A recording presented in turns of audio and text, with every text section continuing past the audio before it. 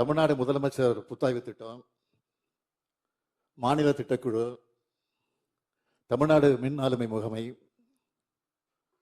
தகவல் தொழில்நுட்பம் மற்றும் டிஜிட்டல் சேவைகள் துறை, சிஎம்டிஏ, நீர்வளத்துறைன்னு பல்வேறு அரசு துறைகளையும் மேனேஜ்மெண்ட் பயிற்சி அளிச்சுக்கிட்டு வராங்க. இந்தியாவிலேயே உயர் கல்விகளை வழங்கக்கூடிய சிறந்த மாநிலமாக தமிழ்நாடு இருக்கு. உயர்கல்வி சேர்க்கை விகிதம் NIRF தரவரிசைன்னு பல குறியீடுகளை அதுக்கு சான்றாக இருக்கு. இப்படி உயர்கல்வியில தமிழ்நாடு சிறக்க காரணம் யார்?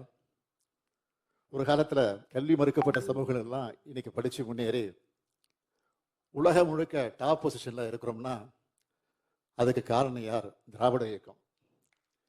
இந்த அடித்தளத்துல உயர்கல்வியில் தலை சிறந்த தமிழ்நாட்டை கட்டமைச்சவர் முத்தமிழறிஞர் கலைஞர் அவர்கள்.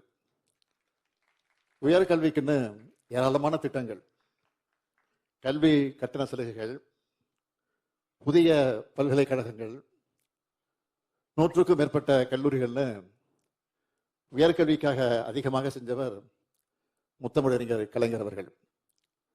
அதோட தொடர்ச்சியாக தான் நம்ம திராவிட மாடல் அரசும் ஏழை எளிய மாணவ மாணவியரும் உலக தரத்தில் கல்வி பெற வேண்டும் என்று முதலமைச்சரின் காலை உணவு திட்டம், கல்லூரி படிக்கக்கூடிய அரசு பள்ளி மாணவர்களுக்கு மாதம் 1000 ரூபாய் வழங்குகிற தமிழ் புதல்வன் மற்றும் புதுமை பெண் திட்டம், படித்து முடித்ததும் உடனடியாக வேலைவாய்ப்பு பெறுவதற்காக நான் முதல்வன் திட்டம், அறிவியல் ஆய்வுகளை ஊக்குவிக்க முதலமைச்சரின் ஆய்வு திட்ட நிதி உதவி, வாய்ப்பு வசதி இல்லாத வீட்டு பிள்ளைகளும் உலகின் முன்னணி உயர்கல்வி நிறுவனங்கள் சேரணும்னு மாடல் ஸ்கூல், தகைசால் பள்ளிகள்னு பல்வேறு முன்னோடி திட்டங்களை செயல்படுத்திக்கிட்டு வரோம்.